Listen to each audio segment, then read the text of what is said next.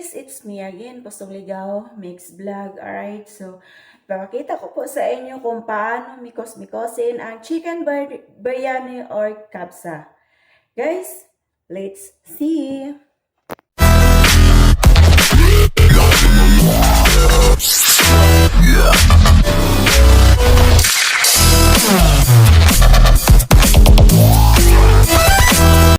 I-share ko sa inyo ang konting kaalaman kung paano lutuin ang pagkain ng mga Arabo.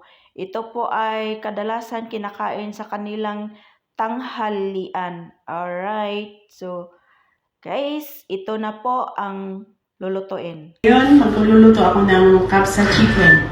Nag-prepare ako ng 2 kamatis, 2 sibuyas, kalahati sa panisa at niya, hil, morat, 1 kutsaritang asin, 2 lemon, tarsin, hil, at saka sili. At ngayon, naghiwa ako ng 1 buong manok, pinagdalo ko siya ng maayos, at nagtakal ako ng 2 bigas na pang kabsa.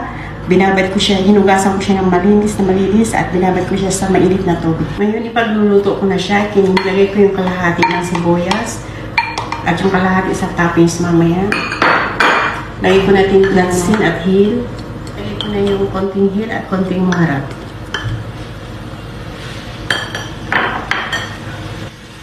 At i-add ko na rin yung tarsin at hil.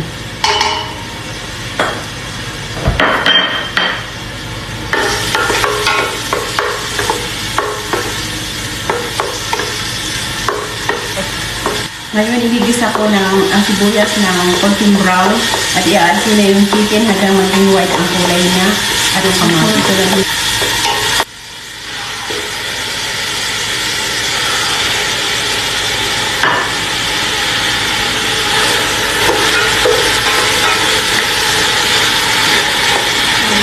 Hanggang 2 minuto hanggang maging kulay, puti ang kulay niya na parang ito na siya tingnan.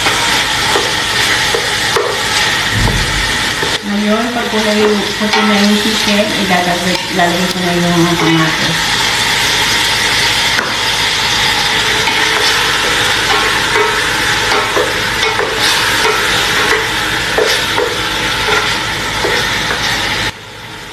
Ngayon, nilagyan ko na siya ng 1 kutsaritang asin at i-add ko na yung tubig.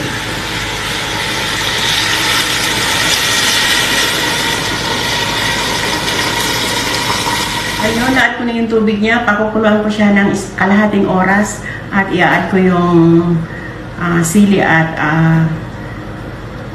black lemon. الحين على ما يستوي الدجاج بتسوي معكم الحشوة حقت الرز. Ngayon, magagawa ako ng toppings ng kabsa. Ito, nag-atisa ako ng sibuyas. I-add ko yung maharap at hil.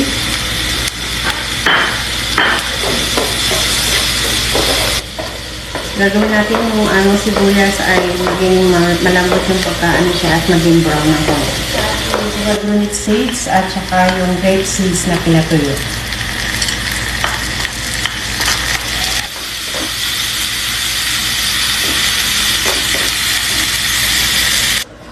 Ngayon, tinanggal ko na yung manok pagkakulo ng 45 minutes. At ngayon, tanggalin ko yung konting kamatis. Toppings ng cinnamon powder at turmeric powder.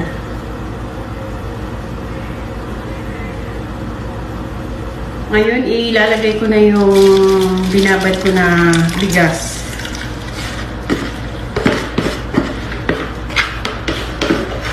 Kaya tapat yung tubig niya, konting-kunti lang na abot ng tubig yung bigas. At idagdag ko na yung 2 sili at i-add ko rin ng konting black pepper. Ayan, pakukulayin ko siya hanggang mahibas yung tubig niya at ilalagay ko na yung topping sa ibabaw na pinagisa ko na sibuyas. Ngayon, isi-separate ko muna yung toppings niya at ilalagay ko na sa lalagyan yung kanin.